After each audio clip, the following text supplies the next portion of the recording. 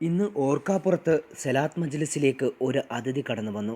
നീണ്ട 11 മാസങ്ങൾക്ക് ശേഷമാണ് ഷാജഹാൻ സഖാഫി ഞങ്ങളുടെ ഈ ഒമാനിലേക്ക് തിരിച്ചു വരുന്നത്. ഒരിടവേളയ്ക്ക് ശേഷം കടന്നു വരുന്നതുകൊണ്ട് അദ്ദേഹത്തിന് വലിയ സ്വീകരണമാണ് ഒമാനിൽ ലഭിച്ചത്. മൗലൂദും സലാത്തും അദ്ദേഹത്തിൻ്റെ നേതൃത്വത്തിൽ നടന്നു. അദ്ദേഹത്തിൻ്റെ പ്രത്യേക ദുആയും ഈ മജ്ലിസിൽ ഉണ്ടായിരുന്നു.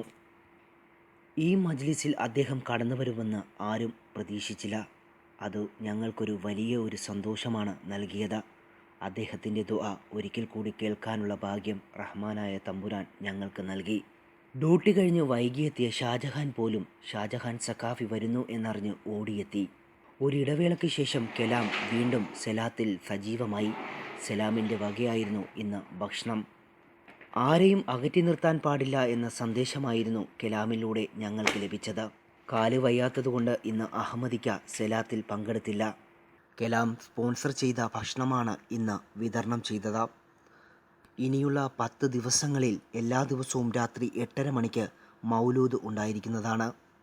ഈ നബിദിനത്തിന് നമുക്കെല്ലാവർക്കും ഒന്നിക്കാം. ശാന്തിയും സമാധാനവും നേർന്നുകൊണ്ട് ക്യാമറാമാൻ ഷാജഹാനോടൊപ്പം ഷമീർ, ഒമാൻ.